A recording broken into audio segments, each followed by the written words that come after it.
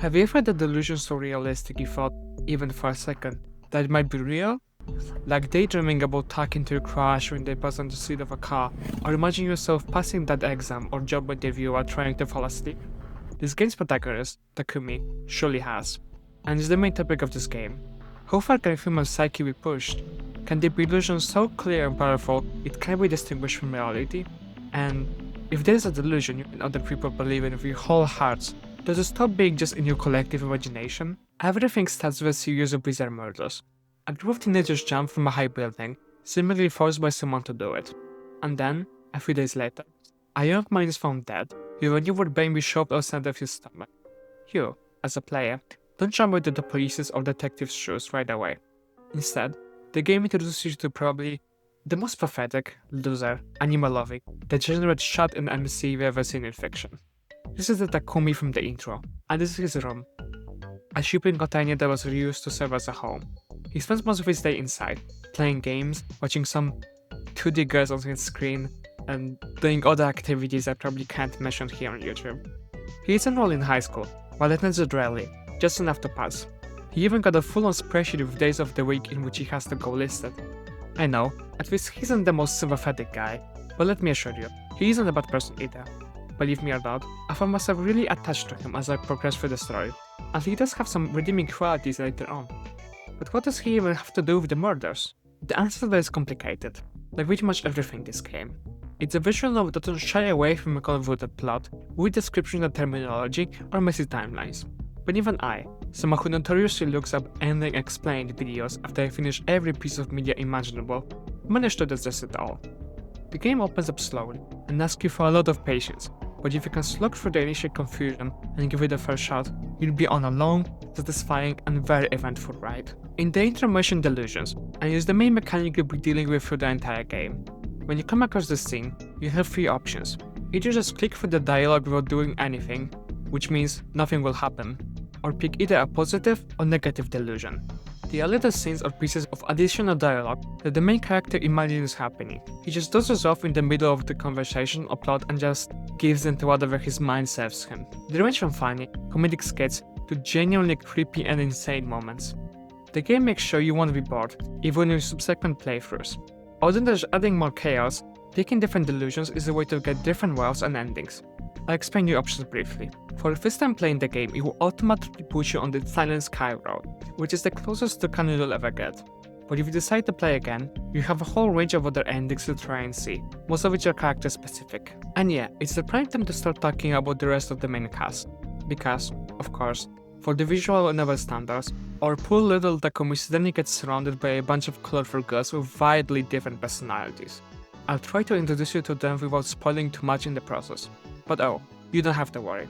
It's not a dating sim, and the girls' worlds are there to explore their individual stories, and not let you romance them. So, the first one you meet is Nanami, Takumi's little sister.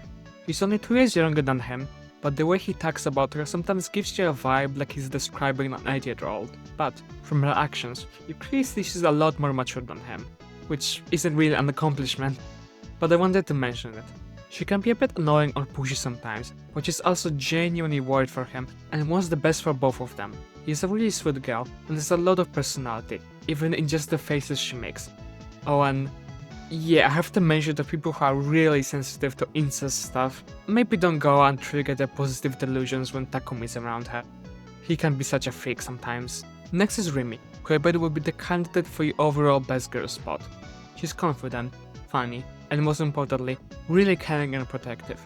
She's kind of your childhood friend archetype, but flipped on its head because, well, for spoiler reasons, MC kind of lost his memory, and now he's very conflicted if he should trust her or not. But hey, look at her. Would you put your life in her hands? I bet you would. I know who you are, you little freaks. And if you say the ship between them is canon, please excuse yourself from my video. Then we have Yua, my favorite. Yeah, for every video I make, I'll be sure to be absolutely biased towards any character I like the most. But I got good reasons. She's got such an interesting story I can't get over right now. But also, arguably the cutest face in the entire game. Yes, even beating Mamosa. Yua's very likable and has a very cool place in the story, unique to the other girls. That's really all I can say was staying spoiler free. Now, Senna. There's a point in the game when you have the option to get on your knees and bark for her, And honestly, that should have been me, not the lunatic Takumi. He just oozes with confidence and a strong personality, and her voice acting is just on point. Take a lesson. Sin is also probably our best source of explanations for whatever the fuck is going on, so read her lines very carefully when she appears. And her story? Heartbreaking. Just to say anything. Often pair with her with Kuzupi, which, I can't believe I'm saying this, yes, she is the same age like the rest of the other girls. A high schooler. She can literally read people's minds, so better keep yours out of the gutter around her. She's sweet, she's funny, if not a little creepy and dangerous at times, but her relationship with Sanda is really cute, and they sometimes can be seen acting like siblings to each other. And for last, Ayasa, or Fez, which is her stage nickname. He's the lead singer of a gothic punk band and, as believed by some, a literal psychic. Ayasa is by far the strangest of the whole cast, but it gives her a really unique charm. He's religious, often cryptic and weird, but also very sweet and kind when she wants to. And canonically, she has a whole fan club of weird men simping for her, which is weird to think about, but let's be honest, also a bit understandable, right? I think you might have caught on to the general vibe and tone of this game, but let's be more clear about it. It's serious when it needs to be serious, and does it really well. Scenes that are set up to punch you in the gut emotionally do that with ease, but without getting too serious for its own good most of the time. Sure, there are some moments where the tone gets a bit too dense and dramatical, but overall, it works really well. And also, it manages to blend some genuinely funny humor into it without feeling forced or out of place. That's not easy to do. And I think the most important thing, that is, getting emotionally attached to these characters and the world they live in, is done perfectly. You really feel it when things inevitably start to go south. Also, this game is really good at sending you the atmosphere of paranoia, panic, constantly questioning whatever is happening, to the point when I sometimes cut myself at thinking that way for a bit more after closing the game. It stays with you, like a good horror movie that makes you check the dark hallway a few more times than necessary. Chaos Head touches on some really hard and impactful themes, like isolation, loneliness, the sense of love and what it makes people do, or how hatred can impact someone's actions and life. It digs really deep into the human psyche and asks a lot of complicated questions that I'm sure you'll have a hard time answering yourself. But this is its greatest strength. It really leaves a lasting impact and makes you check in with yourself and your humanity, even if it can be uncomfortable at times. Stories that manage to pull that off are, in my opinion, really special. As for the writing style, it's dense, for sure.